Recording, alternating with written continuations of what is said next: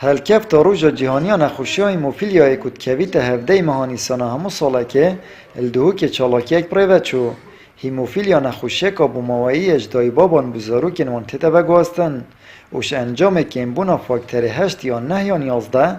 گلک جاران خوین بربون پیداد بید کوب زحمت بهتر آستاندن الپاریزگاه دهو که نزیکی 142 نخوشانش همی جورین خین بربونه هنه کجوانا جی 100 نخوشن هیموفیلیای نه نسخية هيموفيليا إيش نسخية بربونا خينية موية يعني وراثية ناس الدم الوراثي كو بربونا خينية وقت تيتا كان بشيء بزحمة بيتراصندنش أجري كان بونا فاكتوري هشتا أنها أن يازضيع أف فاكتوري كاتبنا أو كاركو نزيف بيتراصندن جا وقت أف فاكتوري كان بيتنتلش نسخي دا بشي كده أني مازني دا درجة بيتسبب كو بربونا خينية بيتا كان وزينا راستن همین جورت بربونا خینه 142 نسخ میل دو که هین شوانا 100 نسخ هیموفیلیانش همی جورت وی نخوشی های هیموفیلیا پتل رگز نر پیداد بید و جماره که نخوشان جید پکفتینه برپرسا کمالا هیموفیلیا الدو که جید خوازید سنتر جیندان ایواری جینوجداره که بید دا کچار سریع وان حالتان کتین که پیداد بند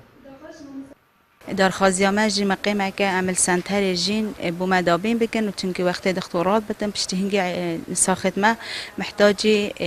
علاج بن هندک جارا بوانات بتا ریگر مثلا علاج نبتن بتاکی عیدزد بن ساخت ما جیک بت یعنی بهرا بتر هلکفتینه بتوانا دستتوانا نشین پریوه بچن کسو کار نخوشان جید بیجن تانه همه پاره که مزان مزاختی و بار مگران بویه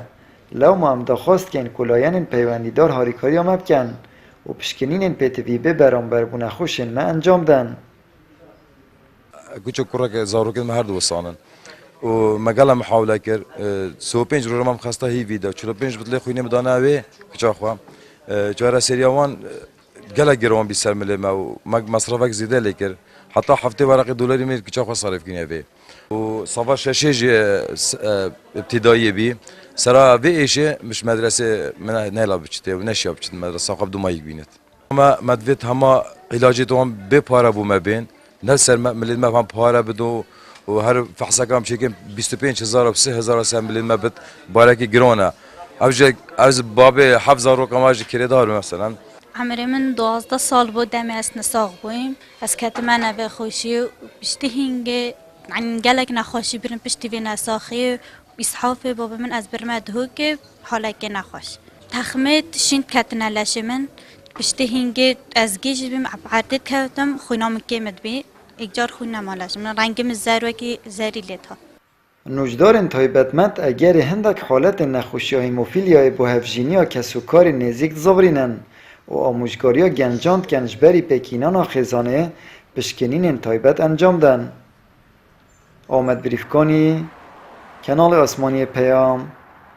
دهوک